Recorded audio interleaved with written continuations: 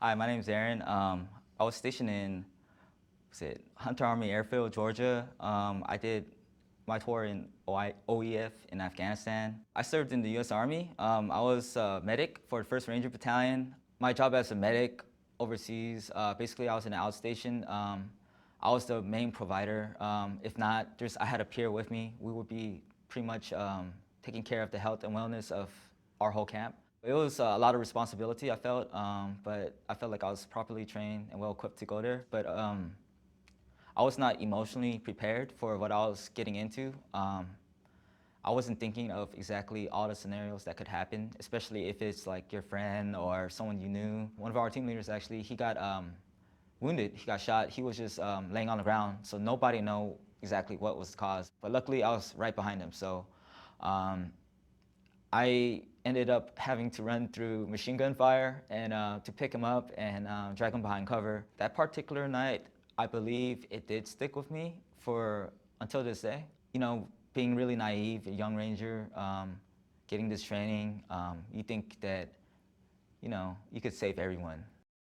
I had a really hard time adjusting back to the civilian life. Originally, I was going to go to school full time, use the GI Bill, and go from there. But actually, I was not ready to go to school at the time. My mind was not in the right place. Could not concentrate. Just all the symptoms of PTSD, such as being hypervigilant, scanning the classrooms, constantly looking for exits. At the time, I was overweight. I was about 190 pounds, so I was pretty chubby. My motivations at an all-time low, just didn't care much about anything at the time. I was really socially withdrawn. My friends noticed right away that I would get irritated really easily, frustrated really easily. I would just have outbursts of anger. I was told by another veteran that I've known in the Bay Area.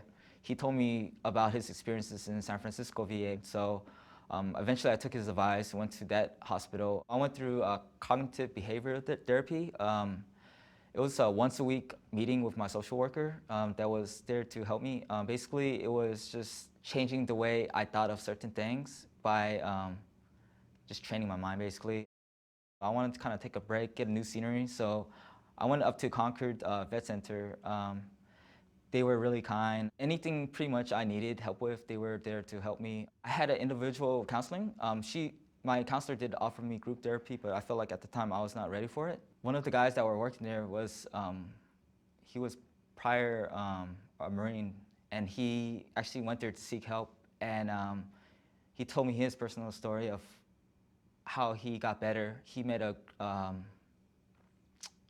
group of veterans, basically, that's like him, and it helped him adjust into the civilian life a lot better. I took his advice and did the same thing as him, met a group of veterans that were going through the same thing as me. And it helped having people that could cope with you, that could understand your experiences. The first thing I learned is patience, being a lot more patient with how I feel at the moment. I like to hang out with my friends a lot more often than prior. I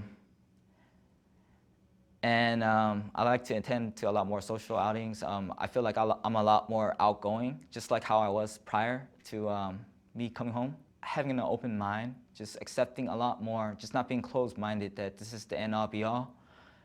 Seeking help, not thinking that you're too strong to do it yourself. Some of the advice I would give to veterans prior to or getting ready to transition back home would be, one, attend the TAC classes, really attend it and write the notes. You should really attend those classes and see what they have to offer you. Two is never to think you're alone.